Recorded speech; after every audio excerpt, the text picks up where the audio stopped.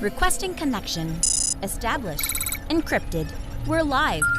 The show you've been asking for. Advice, technology, and community. Linux first, all others second. This is Ask Noah.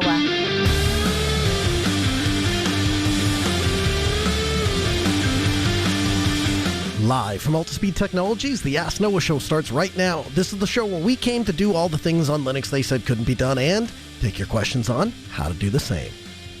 My name is Noah Chalaya. I am your host. Delighted to be here with you as another episode of the Ask Noah show kicks off this hour. Phone line 1-855-450-NOAH. It's 855-450-6624. The email live at asknoahshow.com. Joining me, my co-host, Mr. Steve Ovens. Welcome in, sir.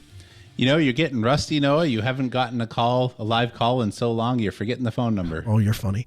So, Steve, you had some VLAN extravaganza this week. It started because you wanted to patch your virtual host directly into the network and get the VLANs tagged coming in and out of the VMs.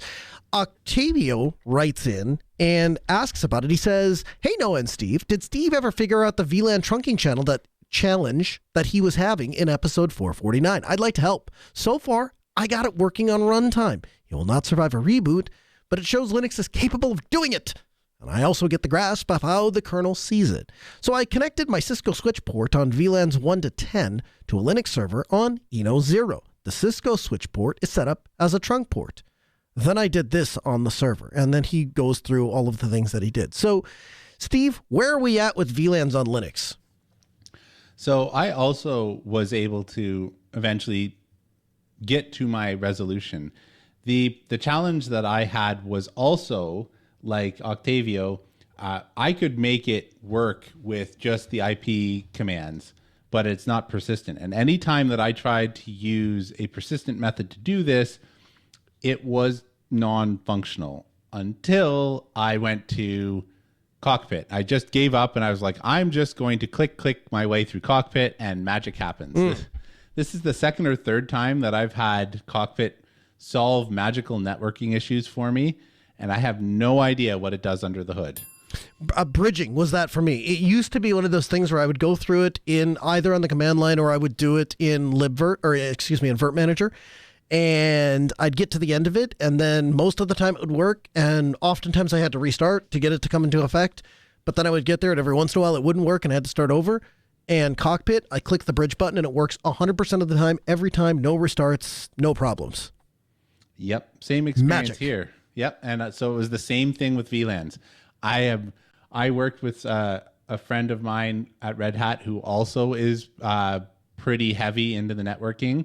And between the two of us, we couldn't get the silly NMCLI or NM2E or other methods to work in RHEL 9 specifically. But yeah, we couldn't get any of the persistent methods to work. And then I just went with Cockpit, and well, that's the end of that saga.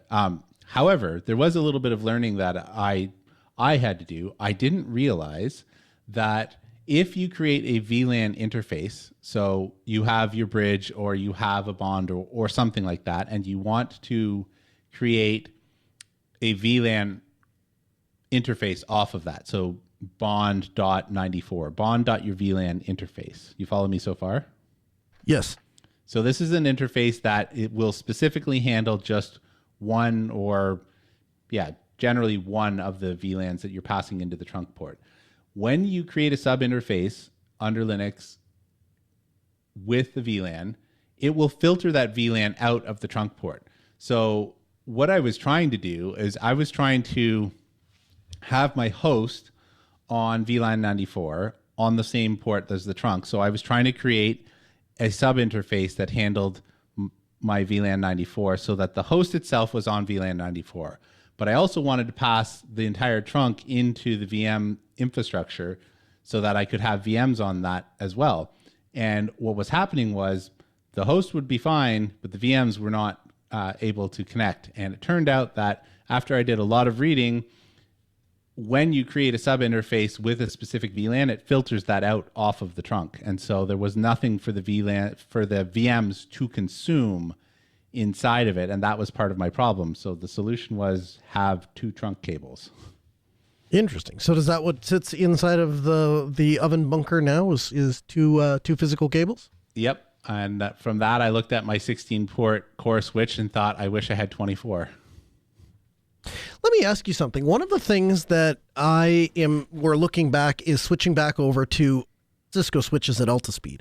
And it's a whole thing and maybe another show on it. But one of the things that I was reminded of that I really appreciate about Cisco switches and might be relevant here is, on a Cisco switch, when you go to configure it, you enter the commands and then you can do a show run and it'll show you the configuration file for that switch. The interesting thing about that, Steve, is that the configuration file is literally just those commands. And so if you ever don't know how somebody configured something on a switch, you can do a show run, and not only will it show you how the switch is configured, if you just copy pasta that config file, it will run those commands in sequential order and reconfigure another switch to be identical to the first switch. And I wonder if there wouldn't be a way that when you run something inside of Cockpit to say, hey, this is what that button does. Every time you click something in Cockpit, spit the information out. If that's not a thing that already exists, maybe it should. I tried to trace this. Now, my caveat here is I, of course, have no idea what Cockpit's doing under the hood, but I tried everything I could to set up live traces on the system to figure out what Cockpit was doing, and I failed. So as far as I know, it's not actually running the actual commands that it's using. And I'm not sure, but I think that it's using API calls or similar mechanisms like kernel calls, as opposed to I'm going to run nm2e this and then nm2e that. I think it's actually using the primitives. I'm not sure, but I had the same thought, and I was not successful in trying to figure out what it was doing. So if there was a takeaway from this, if somebody else finds themselves in the same boat, you would tell them what's your takeaway? What's your if you're not trying to automate this at a mass scale, just use Cockpit. From the Linux Newswire newsroom, this is the Week in Review with JT. For the week of July 20th, 2025, here's the Linux and open source news. Linux hits 5% U.S. market share on the desktop, according to StatCounter. However, according to the U.S. federal government website and app analytics, Linux is over 6%. Calibre 8.7 is now available. The Blender team has announced that Blender 4.5 LTS is out. In distro news, Intel shuts down the Clear Linux OS distribution effective immediately. Mabox Linux has released version 25.07. Relandroid 7.7 is out. And Sparky Linux 7.8 is now available.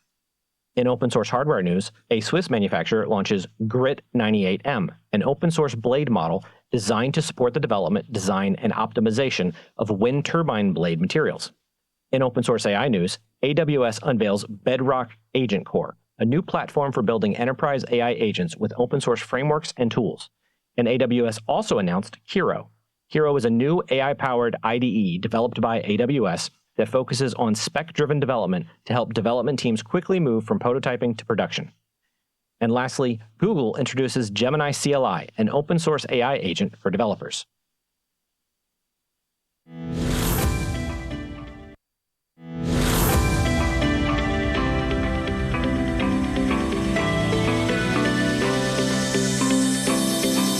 The world's biggest celebration of makers and creators and inventors. It is OpenSauce, and I had the opportunity to attend. Now, OpenSauce is the brainchild of William Osman. William Osman is a YouTuber and inventor, maybe best known for his over-the-top videos for things like renting a raccoon.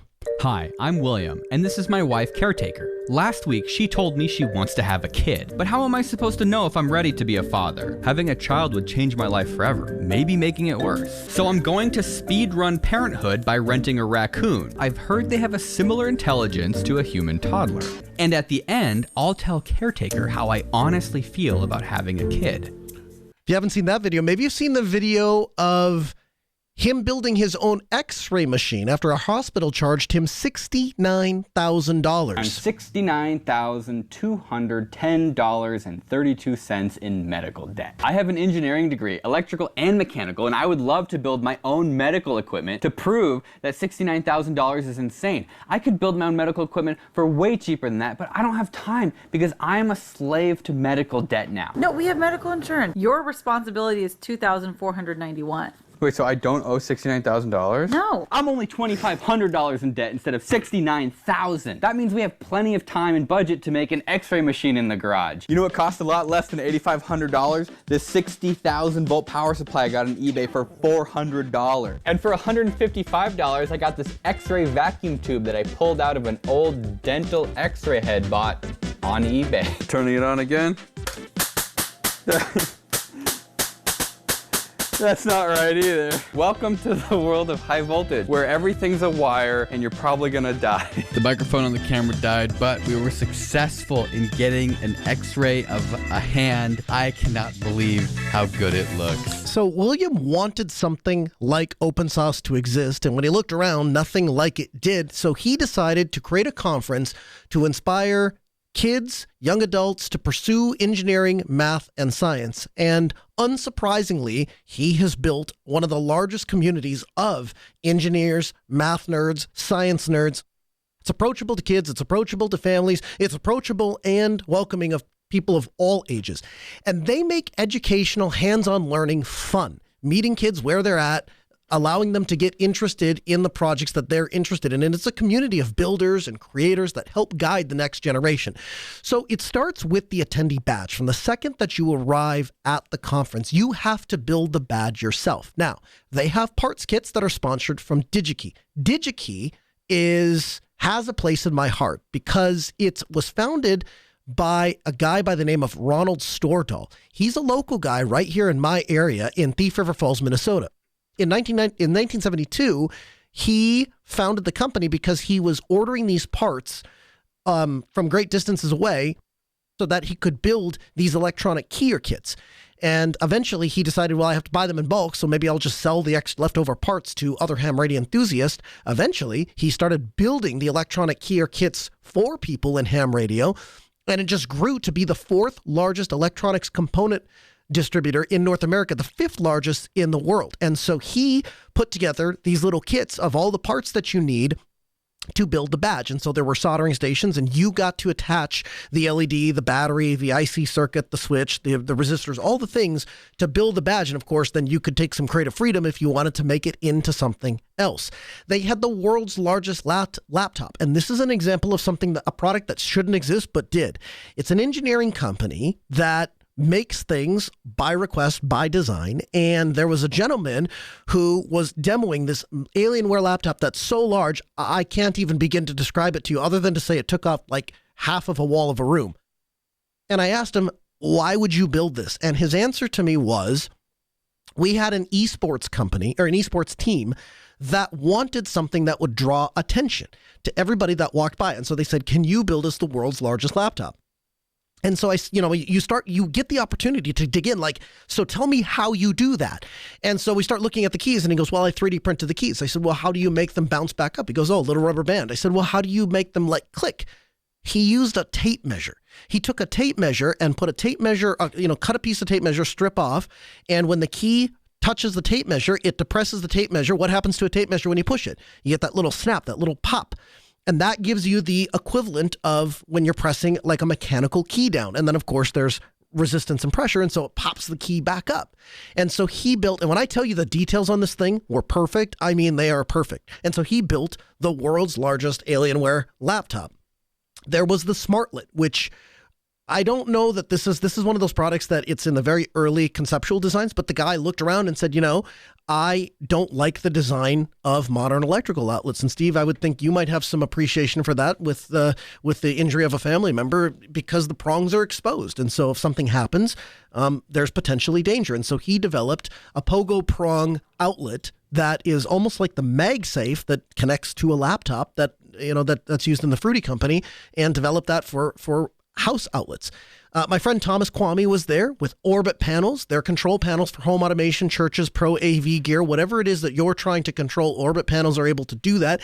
It's based off of a number of different open source components. One is the Elgato Stream Deck. The other is BitFocus Companion, and he develops panels that go inside of your walls that mimic something maybe like a Crestron system, except instead of spending tens of thousands of dollars on a Crestron system, you spend hundreds of dollars on Orbit panels.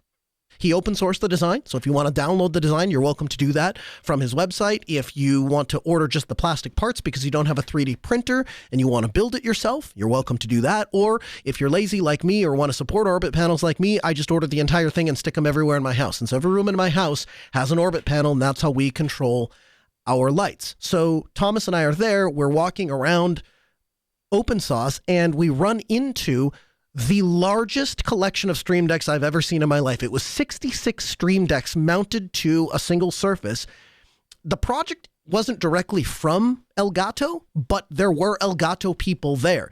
And so it was funny, we stopped by to look at this huge compilation of 66 Stream Decks, and the Elgato person gets more interested in Thomas's Orbit panels than they are in this 66 huge design Stream Deck thing.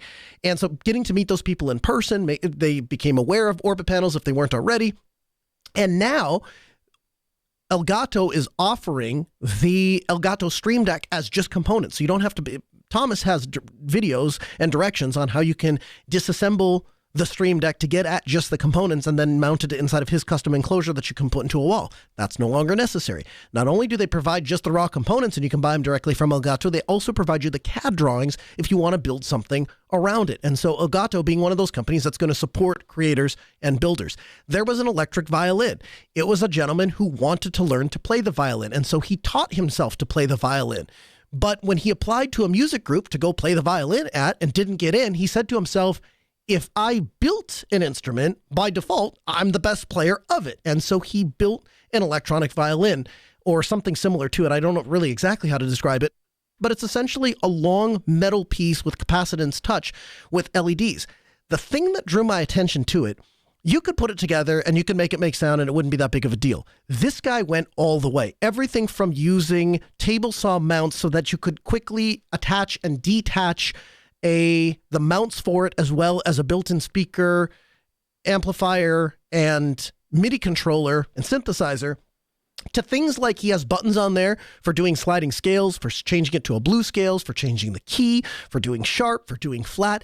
And he went through a ridiculous amount of work to get a stupid amount of precision in the thing, to where he said, you know, the problem was LEDs draw different voltage. And so if you're measuring based on where your finger is based on the voltage, then if the LED draws a different amount of voltage, it potentially changes where it thinks your fingers are. And so to address that, he had a complicated series of algorithms that he wrote that evaluates how you're touching this device. He figured out that when you put a certain amount of pressure in or a certain amount of pressure back, that has a certain amount of effect. And so he wrote more code to be able to decipher that and correct for it.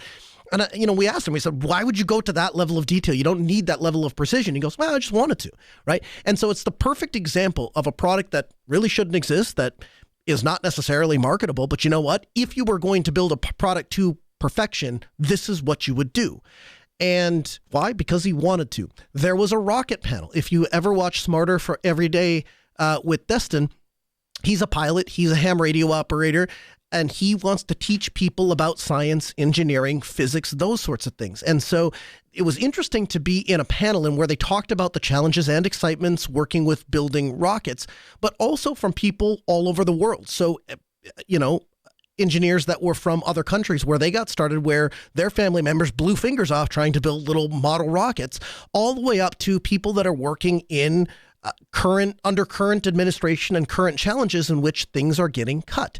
And there was a very interesting story that was told in which the guy said, when I was in college, I had a choice. And the choice that I had a limited amount of money, and I could make a choice between one of two things. I could either buy a bed for myself, or I could buy a textbook.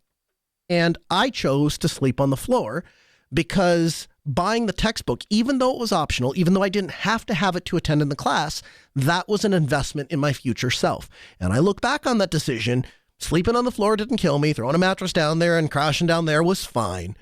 But not having that textbook would have meant I didn't take advantage of the educational opportunities I had available to me. It wouldn't have been an investment in myself. And so that investment of buying the textbook over buying a bed frame was the better of the two. And so he made the argument, agree, disagree, or otherwise, that we need to have a forward-thinking mind of investing in ourselves. And so when we cut short funding for things we're already in the middle of, we're kind of doing ourselves harm.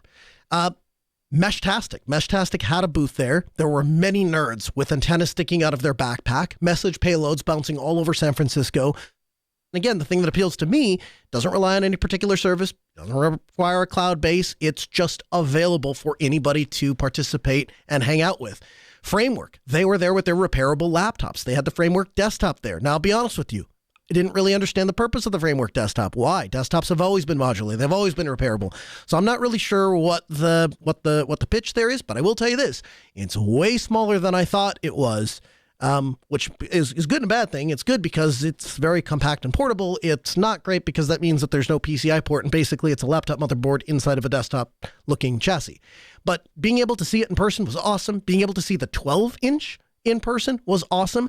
I previously thought my next laptop was going to be one of the 12-inch. Seeing it in person, two things drew my attention. First was it doesn't have the traditional aluminum chassis design. It has like a plastic design.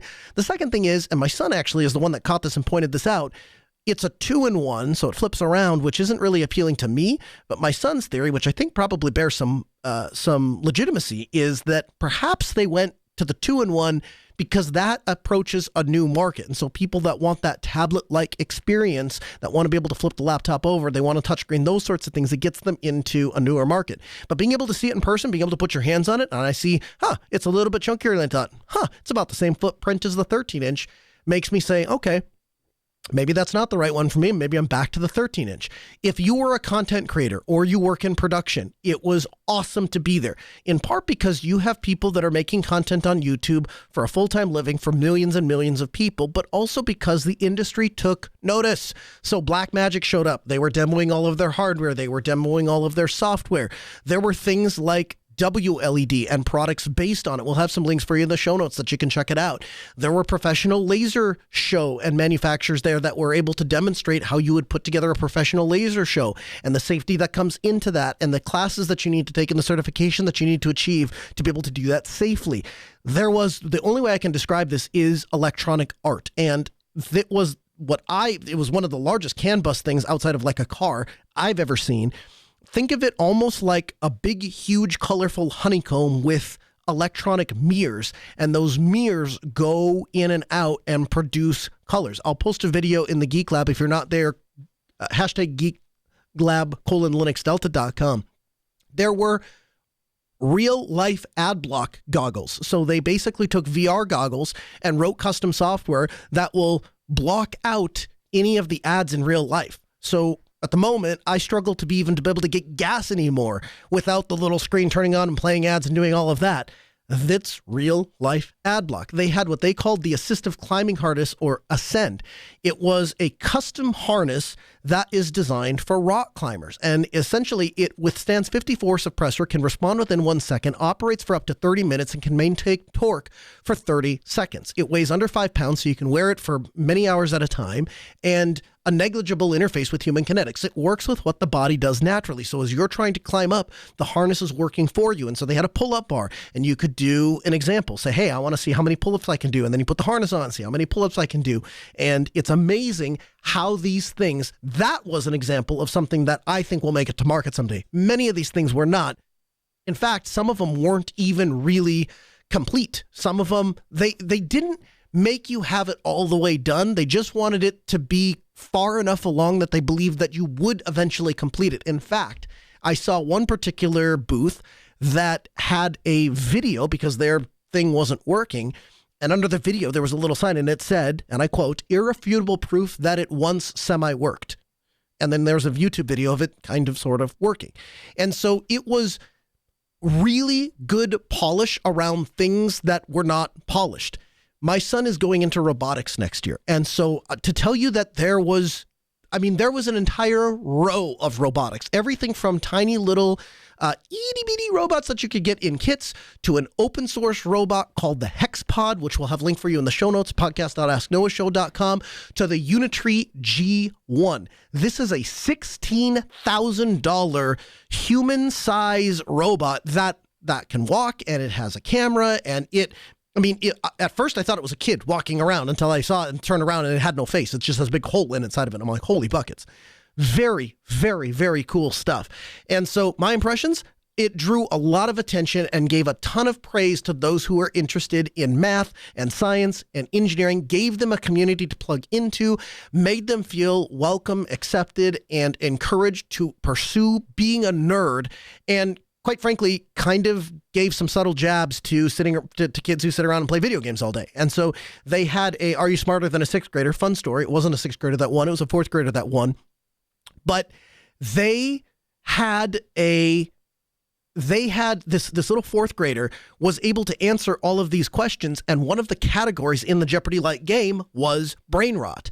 And so it was, these kids are knocking it out of the park with questions about history and questions about geography and questions about math and questions about science. Not so great on, the latest meme or the latest lines from any particular movie and those sorts of things. And it was encouraging to see, because that's the opposite of, I think, what a lot of adults believe that kids are doing these days. A lot of adults think that kids are not capable or not willing to engage in the learning process, don't want to do well in school, don't care about education, don't care about their future, those sorts of things. Let me tell you something. I was at a conference with 20,000 plus people, many of which were young kids or many of which were young adults, and all of them were interested in math, science, technology, those sorts of things. And so as I walked out of there, we didn't even make it all the way home before I already booked the trip for 2026. I will absolutely be back because it was nothing short of awesome. As a side note, they will publish all of the talks and presentations on their own streaming platform called Open Source Plus. It's like $6 a month. If you attend Open Source, they give you they give you access to it for free. For I don't remember, it was 30 days or 60 days or something like that. And so you can go back and watch it. Otherwise, you can pay for it and you can go get access to that content if you aren't able to make it there in person. So, Steve, you had talked a little bit about your wife struggling with her desktop and its ability to wake up or resume from sleep. And as you kind of dug into it, you found out we were thinking it was Linux fault, and it wasn't really Linux fault. So I would always know when my wife was going to be waking up her computer, because she'd walk into the office and I'd hear bang, bang, bang, bang, bang as she's pounding on the space bar, right? And then occasionally I'd hear click, click, click, click, click, click, click as she's now pounding on the mouse. And I was just like, be patient. The computer's going to wake up. The more times you bang on it, it's not going to wake up any faster. And then, of course, I would walk over and I hit the button once and the thing would pop right into life. And so ultimately I thought there was some sort of cruft in the operating system or some sort of driver or something like that. And because my wife's needs are fairly basic. She wants a web browser, she wants Steam to work, and she wants to watch her chickens. That's it. And so it really doesn't require much. And so the idea of trying to troubleshoot that was fairly onerous, given the level of things that it could have been versus the payoff of just doing a reinstallation. So I thought, well, I'll just reinstall it. It'll be good. I'll get her on ZFS on root and have the snapshots and all the wonderful things that I'd been working on in my playbook. And I launched the playbook, and like an hour and a half or 2 hours into troubleshooting, thinking that I had made some assumptions about hardware, or that, whenever you're deving your own stuff, you get to a point, you're like, it works, and you commit the changes, forgetting that you had made some local change or something along the way to make it work. And then you go back to use it and it doesn't quite work. And that's what I thought was happening. And then I started actually paying attention to the errors that were being spit out, and I was seeing IO errors. Oh no, it's the hard drive. So replaced the NVMe, and it took me from the time that the Arch ISO got to the command line to the time I handed it back to her fully ready to go, including restoring Telegram and Firefox and all that, was 35 minutes. So I spent all this time as a cautionary tale to people out there, I always tell people, start from the wall out, which means check your hardware and then work into the software stack. But this is like the third or fourth time I've come on the show and said, I didn't do that, and I probably should be following my own advice. Excellent advice that you should have been following. I like that. Start from the wall. So the thing is, in the networking world, we would call that a layer 1 issue, right? If the cable doesn't work, doesn't matter what you're putting through the cable, doesn't matter how you're routing it, certainly doesn't matter. None of that matters. First, you get the cable right, then you get the switching right, then you get the routing right. Sounds like the same thing is true no matter what problem you're troubleshooting. So that's kind of a great advice for us all. And I think we're all kind of guilty of the whole, we get through the troubleshooting thing only to realize, quote unquote, it's not plugged in. It's not quite that direct, but same kind of thing, right? And part of that is just, you start with like, I'm looking around, I'm taking the landscape. I'm not doing surgical troubleshooting. I'm just trying to figure out what could be the thing.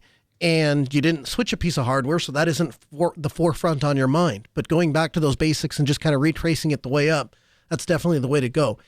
I heard a little rumor that the Wi-Fi situation isn't necessarily improving, but maybe it's changed a little bit. Yeah, so I had, just to recap for people, I've been having Wi-Fi problems for, I would say, a year or more at this point. Wouldn't you, Noah?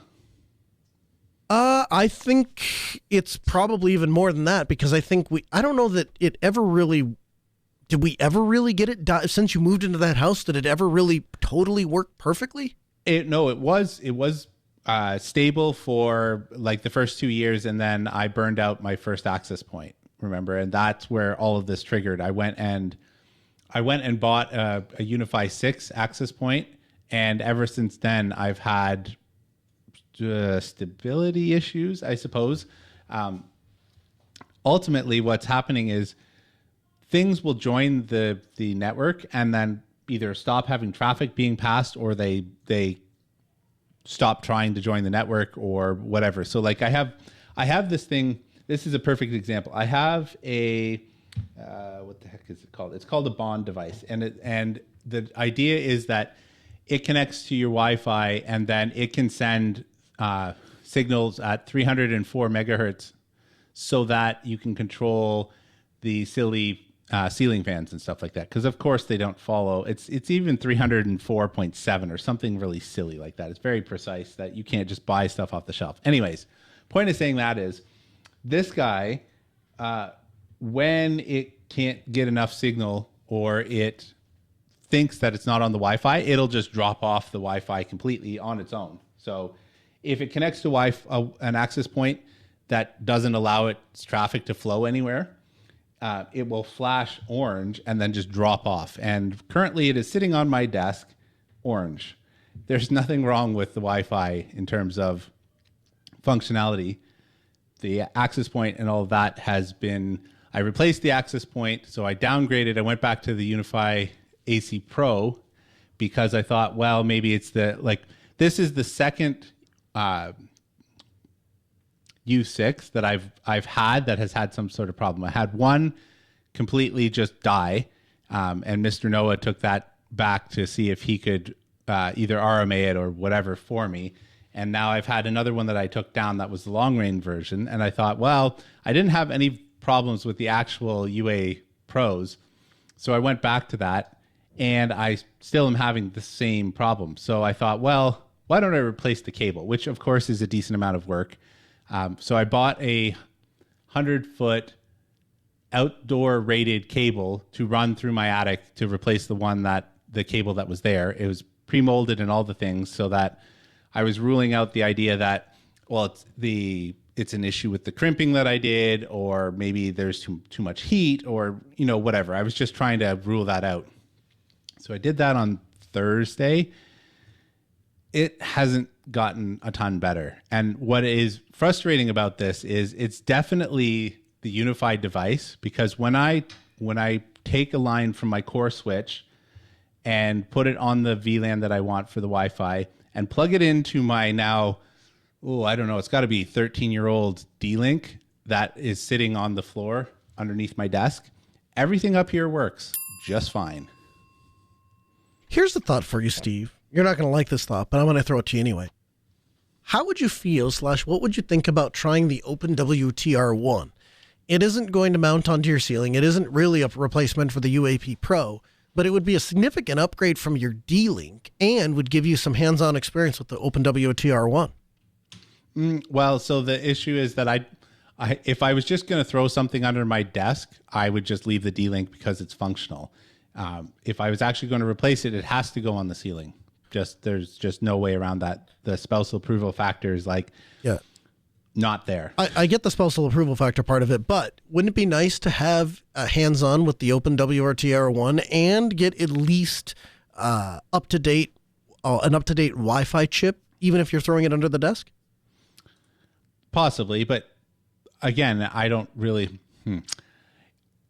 The budget would be a concern, just because I'm spending money to throw something under my desk when the thing under my desk is fine.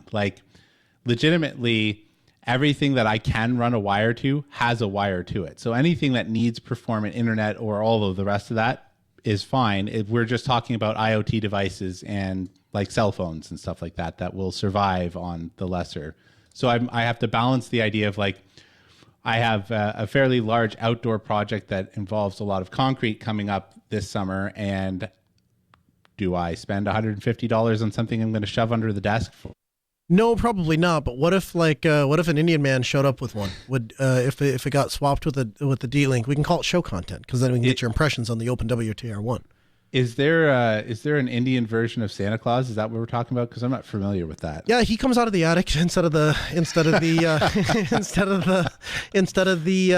chimney, and he has his helper wife instead of his helper elves. So it's Santa Claus is not a bad analogy, actually, as you mention it. I mean, I wouldn't want to impinge upon your generosity, but if you happen to just I don't know, leave it behind like you did your stool. I don't know if you noticed that you've left your stool at my house. I did. I want you to know. So since you bring the stool up, that thing, I didn't even make it. You sent me the message after I was 2 hours away from your house or something like that. I don't remember. It wasn't very far. As soon as I got the message, it took me about, 11 and a half minutes to get my laptop out, get connected to the internet, get onto Amazon and order a replacement one because that is absolutely essential. I love that thing. That's the bee's knees for anybody who has to work inside of IT rooms that, were previously broom closets. It's made by a company called Travel Chair. I'll throw a link in the show notes at podcast.asknoahshow.com, but they're $32 and it's actually ridiculous. If you're interested in using proper posture, it's extraordinarily comfortable. It goes with me everywhere.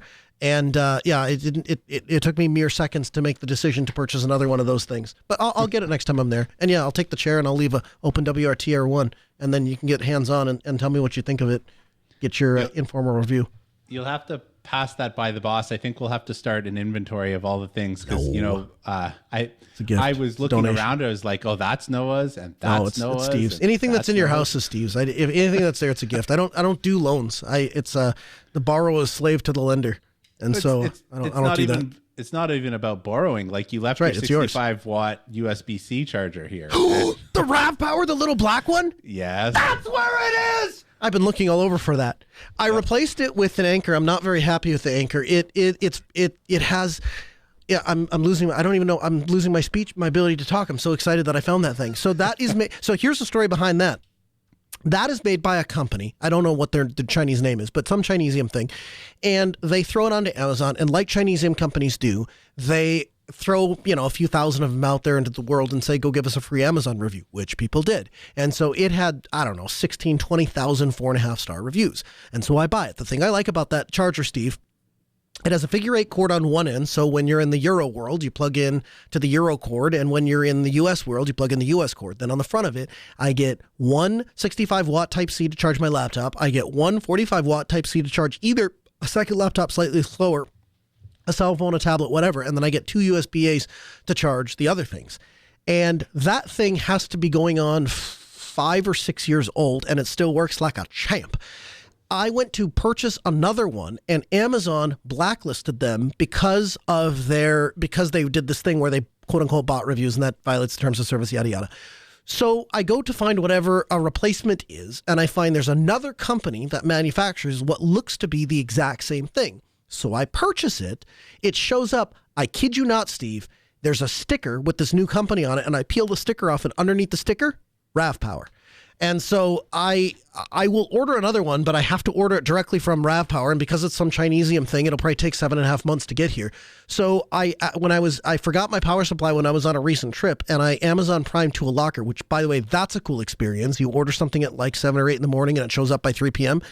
And I went and picked it up at a 7-Eleven gas station. I was able to do the correct accent to walk in and pick up my order, because I grew up in an Indian household. And so the Anchor that replaced that RAV Power has a 100-watt output, a 65-watt output, which does the laptop and backup laptop, and then it's got two 20-watt USB-C outputs. Now, I like it as a design. Things that I think the RAV Power does better: it's smaller, which is number one. Number two, and more importantly, if you read the Amazon reviews on the Anchor very carefully, the IQ multi-whatever thingy, people say that it burns out after 8 months to a year. I haven't had it 8 months to a year, but when I get there, if it stops working, I know whose door to come knocking on to get my my Type-C back. But the chair and the Type-C thing are the only two things I want back. Anything that's there for network, that's a gift. It's not.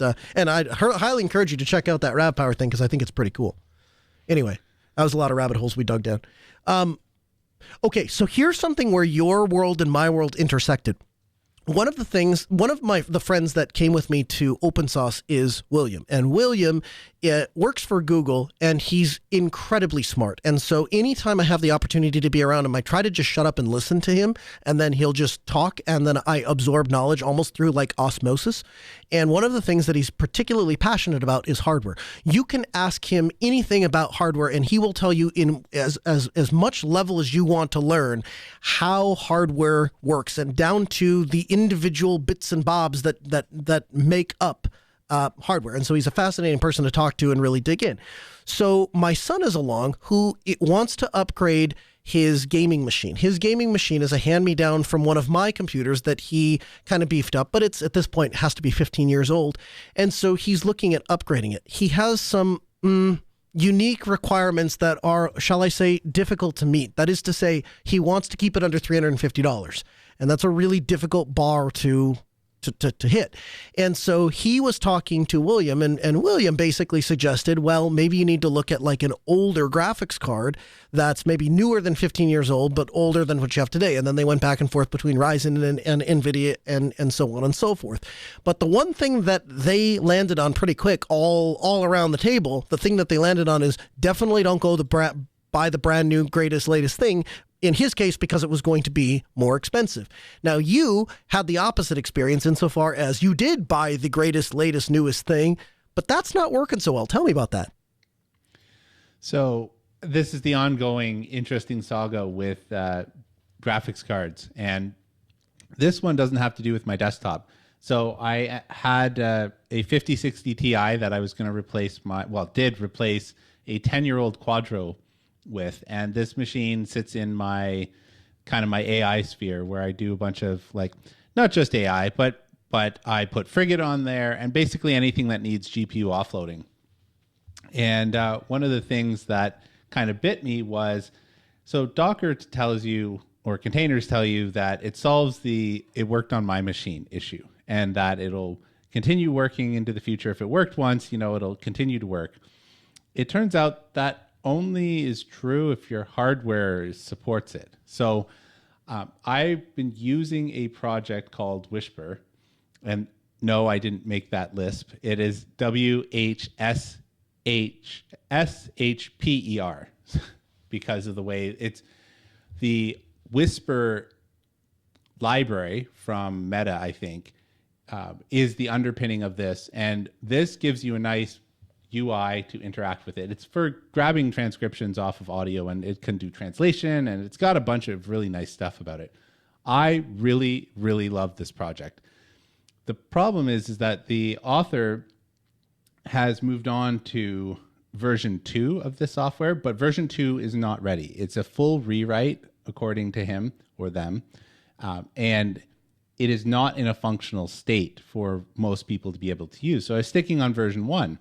Well, version 1 doesn't support my graphics card, which means that while I could use the CPU version, it's significantly slower. And I end up in the situation where I went and found another project that'll do most of what I want, but for specific tasks, it's not as accurate, and honestly, it's not as pretty. This one is very pretty, and that's just one of the examples that I had where I ended up rebuilding 3 or 4 of the containers that I use in order to support my graphics card. Some projects are really good, and they're like, hey, if you need something like the latest and greatest, here's the way to rebuild it. There are other ones where I was able to kind of figure that out and do it on my own.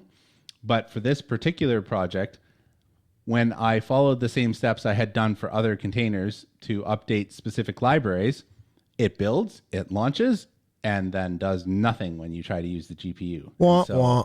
Yeah, that was very sad face because I use that I definitely use it weekly, if not daily, for transcribing audio, whether it's meeting invites, or one of the other things that I've taken to doing is I record the Dungeon and Dragon sessions that I do with my family, and then I throw it there, and then I get a summary for that so that it writes my Dungeon Master notes for me so that I can spend more time playing the game and less time trying to take notes while the game is happening.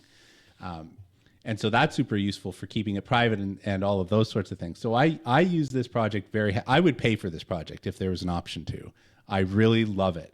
And so I was very sad that I have to fall back to the GPU version in a different project that is functional. It's just not quite as nice. Yeah. Well, that's exciting to hear. I mean, it's not exciting to hear, but it's useful to hear by way of, if you want a really good experience, maybe give it a little bit of time to bake. But the other thing that stands out to me is this concept of, oh, yeah, we just ship the Docker, and then if I builds on my machine, it runs anywhere. Turns out not so much. We had always kind of known that. Like, the kernel makes a big difference on the machines that you're running, especially if you have specific things that the programs are looking for in the kernel. We've always known that to be an issue. I just never thought about it from the GPU standpoint because I had, outside of this one machine, I really hadn't had a lot of containers that are doing anything with the GPU. And because I'm cheap, I run, it's good enough. Like, for the types of stuff that I was doing, that 10-year-old graphics card was fine. It was just that there was an opportunity to essentially swap, I don't want to say for free, but almost no cost for this 10-year-old Quadro for a 5060 Ti. That seemed like, I'm pulling myself up 11 years. I should get a lot of benefit from that. But here we are. Here we are. So what's your takeaway for people that are interested in a graphics card or are, in the market for a graphics card? So I would say it depends on your use case and how tolerant you are. I am still really happy with the desktop purchase. Yeah, it took me a little bit of finagling to work, but then, Arch being Arch, the graphics driver replaced in the repository, and everything's been fine. And like I said, even with the little Frankenstein that I did, I still really enjoyed the experience.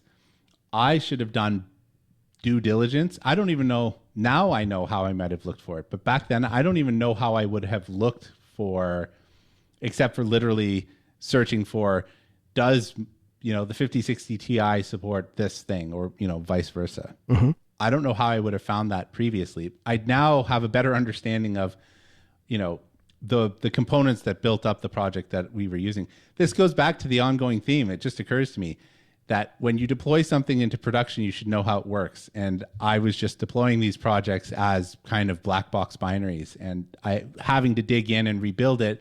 I now have a better understanding of the components that are actually made up of this stuff.